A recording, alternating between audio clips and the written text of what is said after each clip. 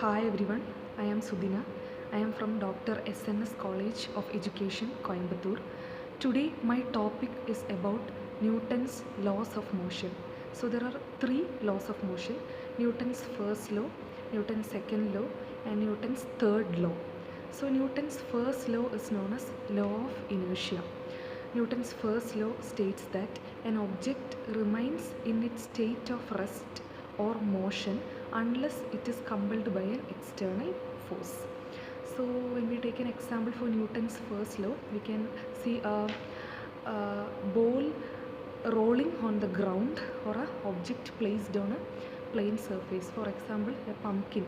So when it is placed on a plane surface, it is on that state of rest. Unless you are moving that, always it will be in that state of rest.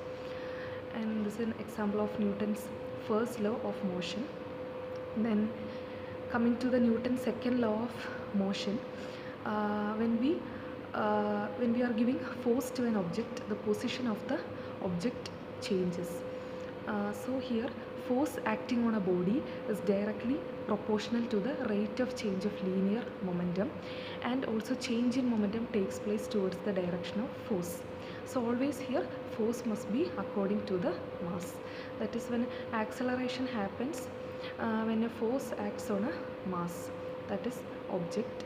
And one best example for Newton's second law of motion is riding your bicycle.